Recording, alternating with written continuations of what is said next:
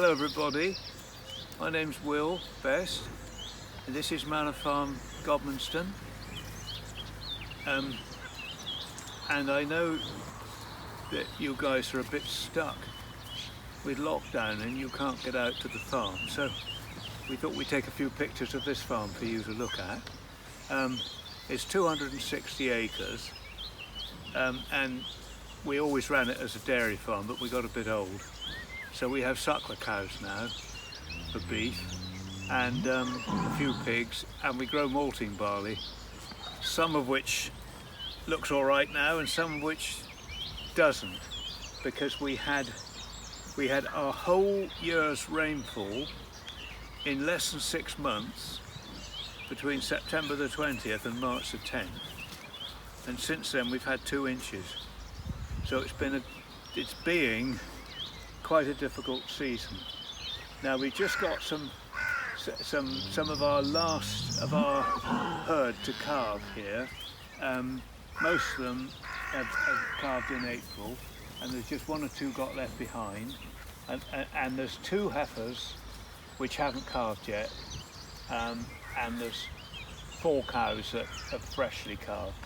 So I just got a bit of little bit of a nibble of grass here to let them into, but we've got we do a little experiment in this little paddock which is close to home. We're planting little rows of trees, and we've got various trees. We've got some chestnuts that grew from our own sticky buds from our own tree, and we've got these black locusts which we've planted, and 1 or 2 others, that pear and crabapple and maples and this and that. And the idea is they'll make these rows and they'll make shade for the stock, and actually they are, apparently the black locusts don't mind when they're older, they don't mind having their leaves chewed, so it's actually even feed for the stock and a bit of shelter and shade. So we're just trying it out in this little field. And it does mean that we can shut it up, when we've only got a few cows, we can shut it up into a little mini paddock. And we're just going to let these guys in.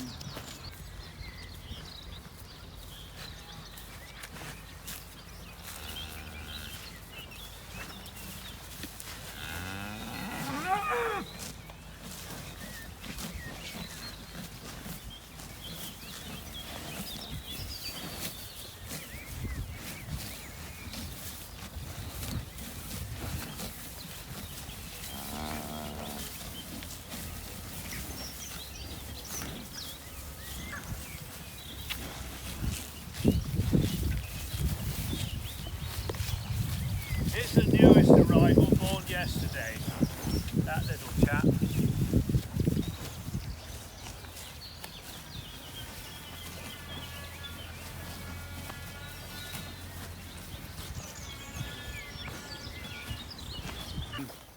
I didn't say to begin with, but this farm has been fully organic for 35 years, so you probably noticed a few nettles and things about in that bit of pasture, but we don't mind that. There's various butterflies and this and that like to lay their eggs on nettles.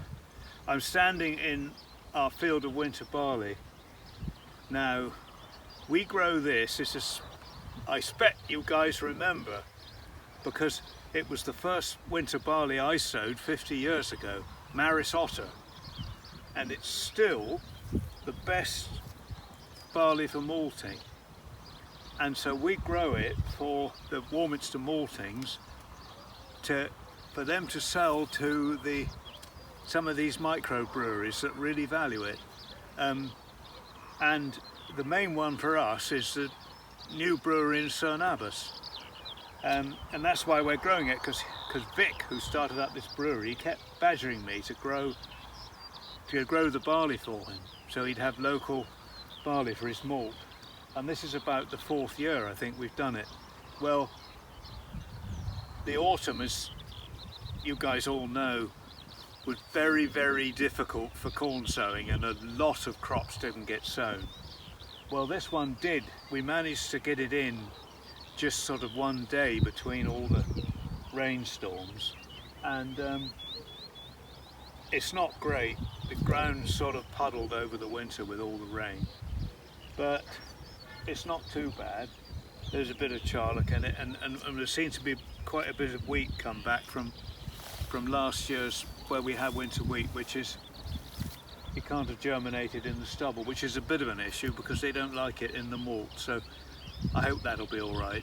But it's not going to yield as well as we expect. But the opposite side of the coin is that they pay us a very, very good price anyway. And with various people not able to sow it this year, there'll be even more of a shortage. As long as the brewers can find someone to buy the beer with all the pubs shut. So it's a very difficult situation. Up here is a hedge that we laid the winter before last. We probably left slightly too many trees. We left all the trees we could, but we might thin out. We've got holly, maple, ash, oak, different trees left, and the hedge is actually thickening up really nicely in the bottom. It was quite overgrown and sort of spread out into the field, and that's what we like to do. We don't like to do much annual trimming. We like to let the hedges come up and then go round laying them, and we can generally get some grant aid for doing that. And to be quite honest, for me, it's one of my favourite jobs. I really enjoy getting a chance to do it. So we try and do a few 100 yards, quarter of a mile or so every winter if we can. Again, this last winter we got a bit behind because there were so many wet days that when you had a fine day you could do it. You had other fine day jobs you had to do, but hopefully we'll catch up, and then we can wander up now and have a look at the rest of the herd, the main herd. Here we are. Here's the rest of the herd, the Manor, and all calved in April.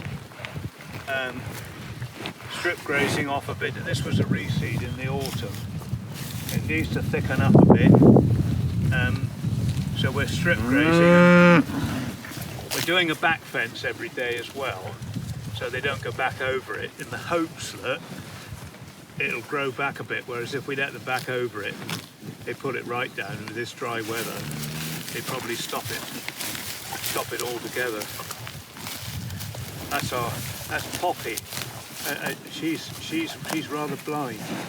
She's a very, very nice cow, very good mother, but she's sort of cross-eyed and can't see much at all, but she seems to do really, really well. What are you glaring about?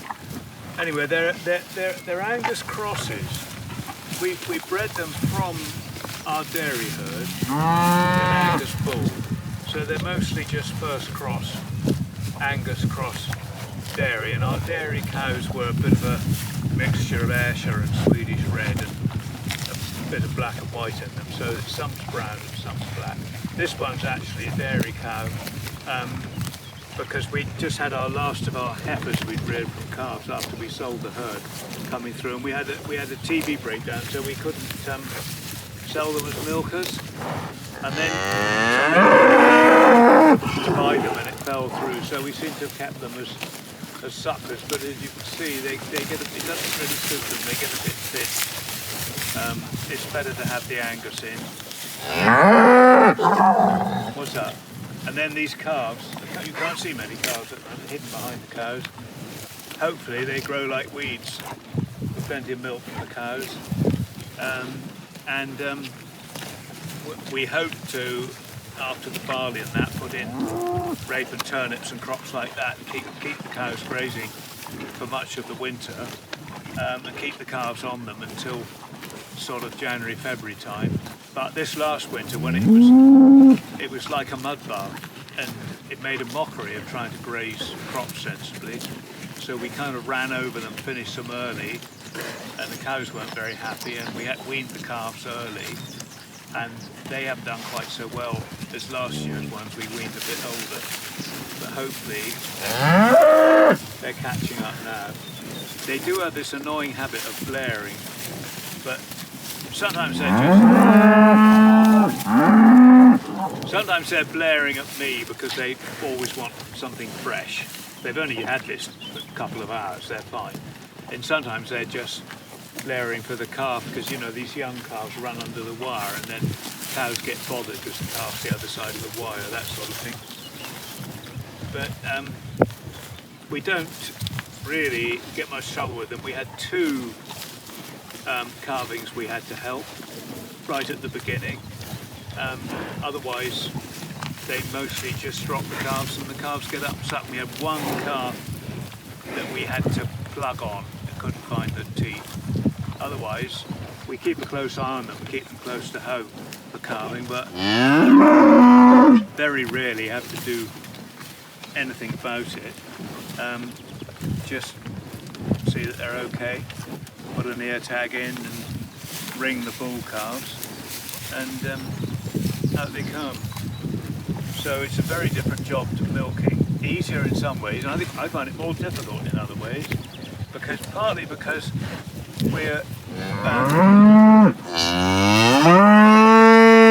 aiming to be 100% pasture fed, not feed any cereal, anything like that, which is fine. It's absolutely fine for beef cattle, but you do need a lot of forage if you're not buying in anything at all or growing in, you know, feeding them any of their own cereals or anything like that. And we've been quite surprised at the acreage we need for a cow and calf, you know, compared to the acreage you need for a dairy cow who's obviously giving a lot more milk, but you need just as much ground, if not more, grazing for these girls rearing a calf with no concentrate or anything like that, as you do for a dairy cow. They still haven't quite got rid of their winter coats. They're still a bit itchy. Some places we got nice trees with branches hanging over the field and they have a good rub. But not up here. So they think I'm a rubbing post, as you can see, don't you? Okay? But they're not. They're not at all. People said, oh, your beef cattle is not the thing for an old farmer who's given up milking, because they'll knock you over and you will never get through a crush and they'll be difficult, wild and all that, but couldn't be less so. They go through the crush. They almost queue up to go through. The only time they get upset is when you stop a cow and you have to do something to her, and like when TB testing, when the vet has to refill his syringe and that sort of thing, and then the ones that haven't come through start getting fed up because they haven't come through. It's not a case that they won't go in or won't come through and stand in the crush at all. It's they're pretty easy in that respect. And as you can see, they're all, they're all very docile. Oh, I think this is the oldest calf. I don't know. I can get him out. Come on, 81. Here he is. That's the oldest one. So he's born right. He's about 6 weeks old then. He's the oldest. This is some kind of Australian heifer. Yeah, I bought as a calf to put on at one of the dairy cows so she could double suckle, and apparently the mother was some Australian breed, so we call her Aussie, but you can certainly see, you can always pick her out. She's grown very big, but she calved all right. I think some of these cows are a bit too big really for suckling cows. They're probably the dumpier ones, probably better, that don't need so much to eat. There's a nice big. He's a week or two younger, but he's promising looking calf. Now that's a Hereford. We had her as a calf from another farm. But we have to go to organic farms if we need a calf. But we got quite a few friends not far away that we can ring up and see if they've got something. But this year we're not double suckling on the dairy cows because it made them a bit thin last year in the bad condition. And we want them to recover their condition a bit.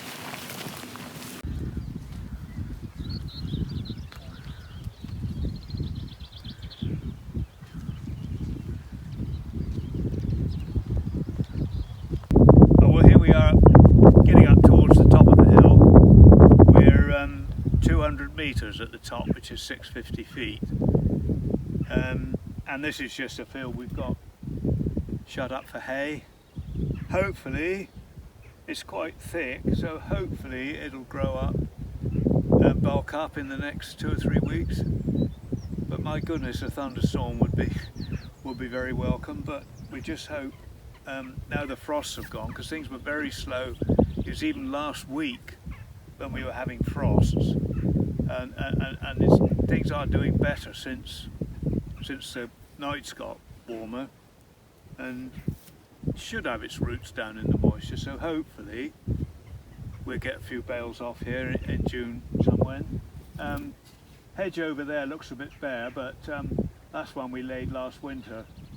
There was quite a bit of blackthorn. Earlier it looked quite good because all the blackthorn was flowering, but it looks a bit bare now. But that's what we do, work our way around laying them, and then you can see others looking taller around the farm. And we try and find some trees. There weren't any trees in that hedge, so we just left 1 or 2 hawthorns just for the birds to perch on.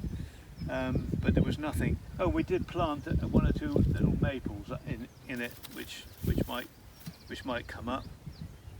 I know the old boy who taught me hedging he hated leaving hedgerow trees because he said it killed the hedge underneath the tree when the tree grew up. And yes, there is some truth in that, but it's nice to have the trees for the birds and for a bit of shade for the cattle, and then of course we've all had to think about carbon now and what's going to take carbon out of the air and put it into the ground, and certainly a pasture like this is doing that, and so are the trees. So it's all good stuff, hopefully. We'll wander over now and look at the yearlings. Just showing you, we do like to leave a bit for wildlife. But of course on that bank, which is only a sandy, steep bank, nothing much else grows there. We tried to get rid of it once and ripped it all up and ploughed it and everything else and reseeded it, and it just came back. So we leave it for nature, really. And then this is the end of our wood. It's about a 10-acre wood, ash and hazel, and further in beech, there's an oak down there, sycamore and so on. And it's not commercial forestry, it's just an amenity really. I can see a little wren over there, gone in the hedge. It's just for the wildlife and the environment, and fixing carbon, and makes it a nice place. And of course it's a very sheltered, places like this for the cattle if they're here in bad weather. So we don't try and cultivate every square inch. We look for a bit of biodiversity. And now we're just going to wander up and see our yearlings on what we call the multi-species ley. And this is you'll see the mixture when we get there. It's got loads of different stuff in, about 15 or so different. It's grasses, legumes, herbs, quite a mixture. Some of them sort of more rapid growing, others really deep rooting to help break up the soil and bring up nutrients from deep down. And the idea of it is, well, obviously the idea is the cattle grow on it, but while they're growing and manuring it and it's putting its roots down, we're building some fertility in the ground and getting more life into the soil, and then hopefully we can grow 2 or 3 good crops after 4 or 5 years of the ley, and be improving the soil. So we'll have a wander across there and you can see all the different things that are growing, and then you can see the yearlings eating it. Here we are in the multi-species ley, and they've been up here about a month since we turned them out. This was the first bit they started on, so this has had a month to recover, but we go on quite a slow rotation. We give them 3 days on a bit and then we move on to the next bit, and we're still not much more than halfway round. So we aim to go in, if you look at this side, they'll be in here sort of next week somewhere, and it looks a bit overstood. But if they go in there and they graze it not too tight, they get plenty of good feed, and then we leave a little bit of height on it so it doesn't dry out too much, and it recovers. We go round and round like that, and if it grows really well, it gets ahead of them a bit, and if it gets drought continues the next 2 months, I suppose they'll catch up a bit.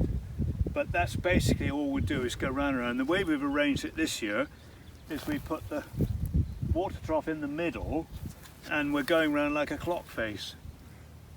And it's 3 days, 3 days, 3 days, all round and round like that. And we'll go up. You can see all the different things, all the different herbs, plantain, and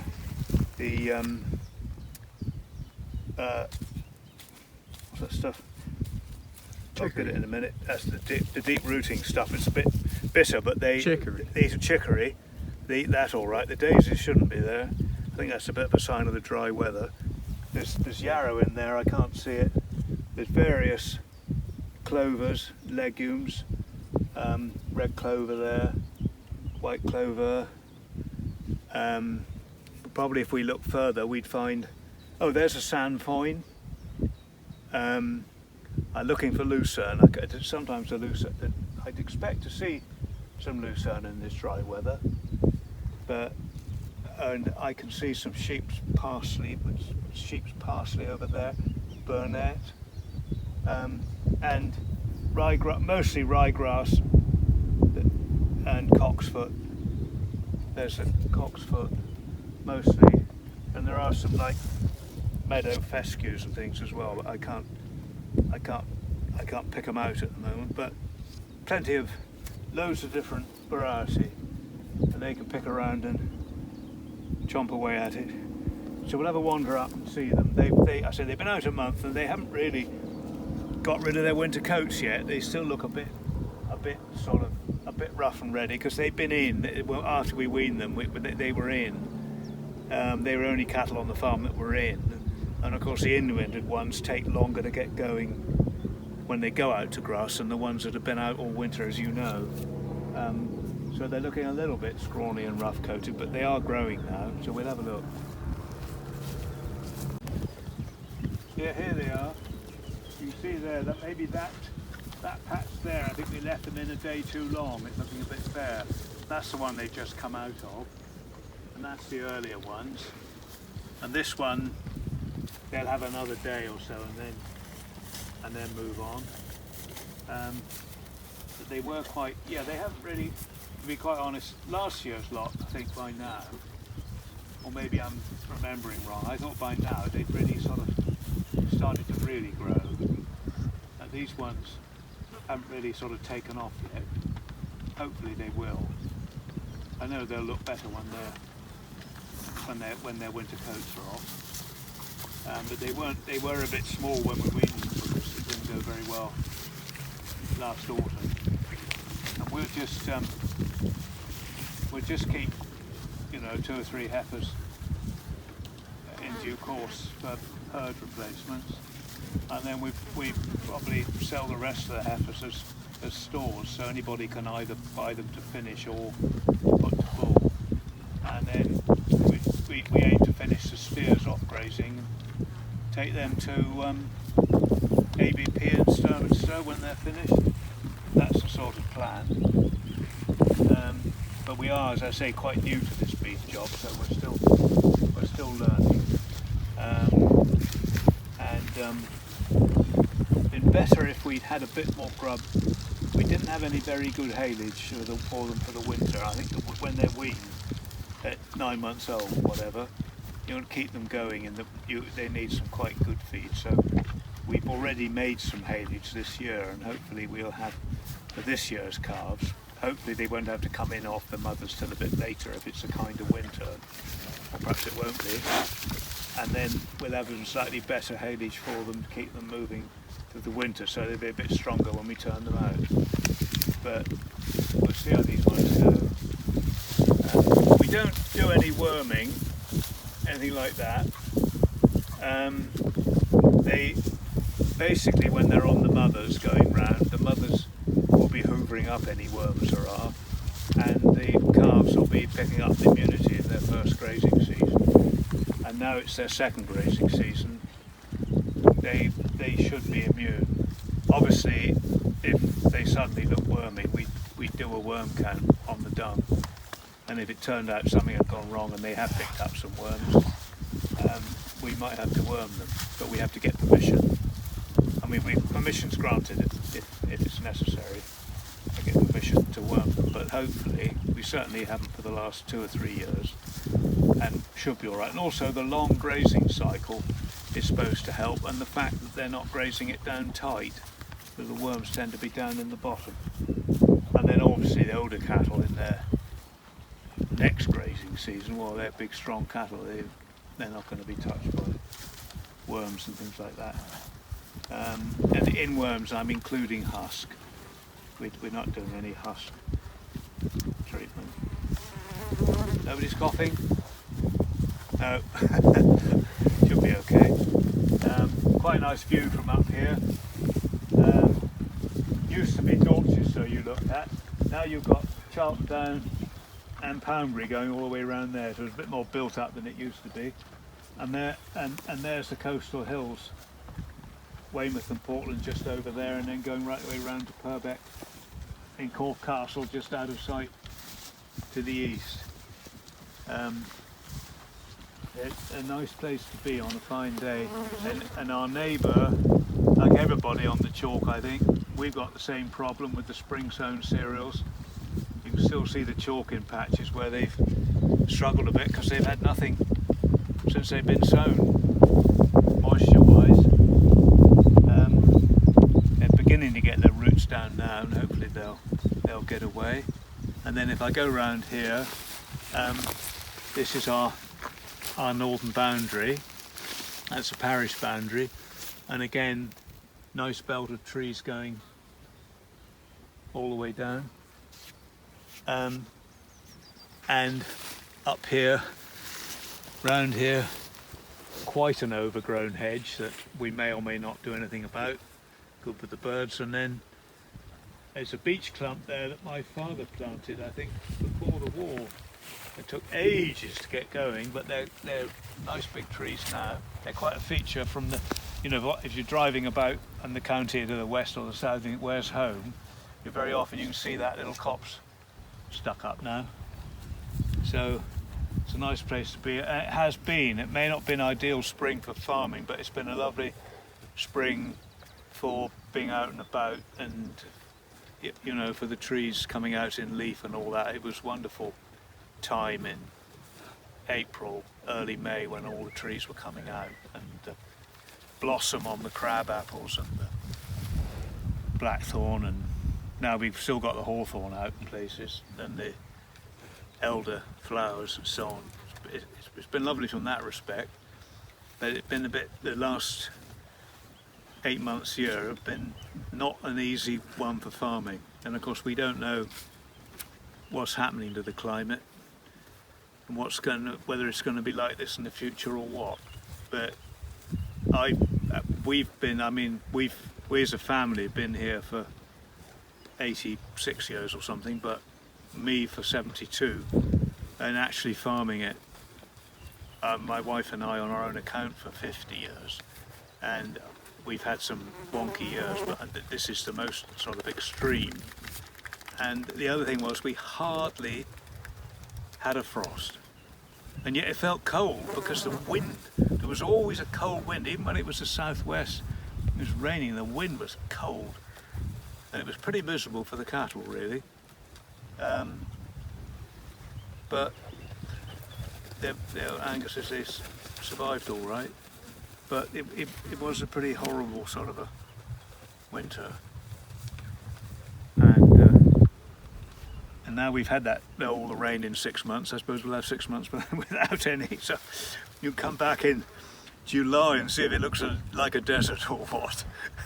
I hope not. We've hardly got any oak trees because they prefer the heavier ground. But that's actually a Turkey oak. That one there. It's quite a nice tree. We had to take some limbs off it because they were dangling down over the track, and it was pretty rubbish firewood. But it's quite a fine tree, and we've only I think it's the only one, maybe one or two others. And then we'll go in the wood and look at some of the nice trees inside the wood.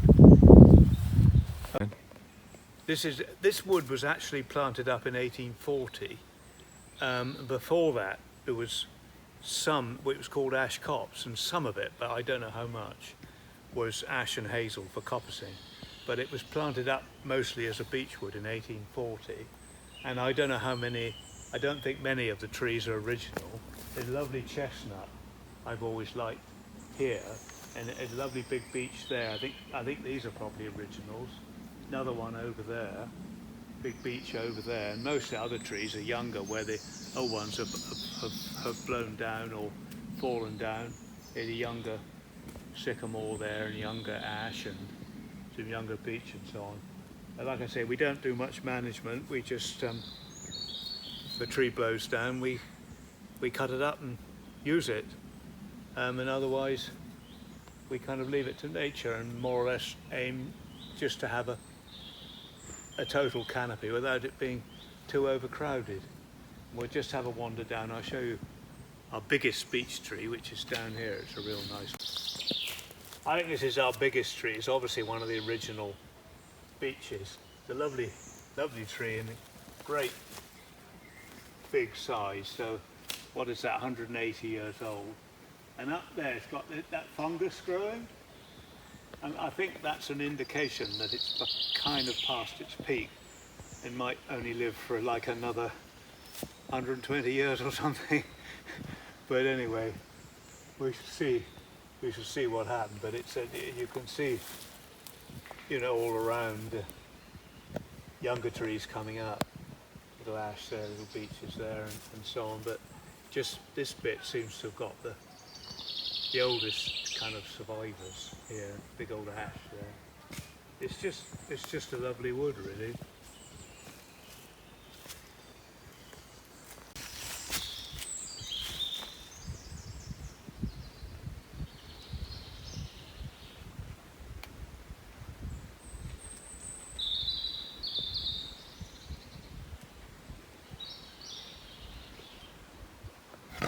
We just keep one sow. This is Stigger, and then when the one sow gets too old, we rear up a daughter. And this is her litter this time, 11 little, they're Gloucester spots. We've got a boar called Percy, and she churns out these little ones. We rear one or two for meat, and the rest go for weaners. And they do a great job clearing nettles and stuff like that. And if you look up the valley up there, you'll see where they've cleared it, and we've reseeded that. And we used to park all our cultivators up there, and it was a terrible mess. It was just all nettles and rubbish. So we tidied up the cultivators, got them in an organised place nearer the yard at home, and folded the pigs over it to get the nettles up and reseeded it. But this latest bit here, we reseeded after the winter and it hadn't come up, and I think we're going to let the pigs go back over there because it's a lovely shady bit. Poor old girl hasn't really got enough shade here. She's getting a bit hot. She could do with the water. Oh, that's a silly Stigger.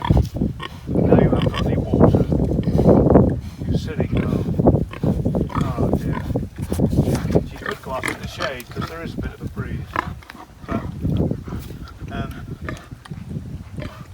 We have got a tank of water here. Maybe we've got to dig a hole, fill it up for her, and then fill the tank up again.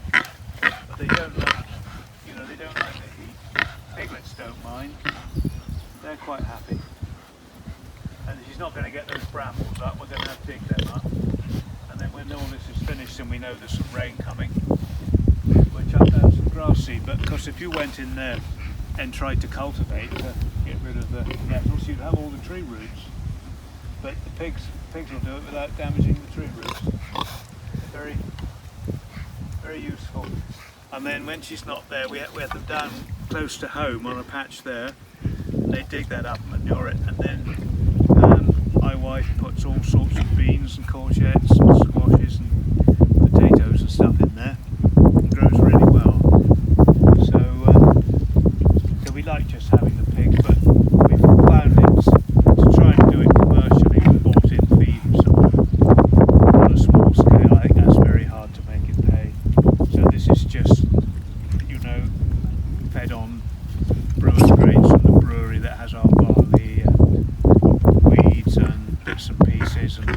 talk if we know a dairy farmer has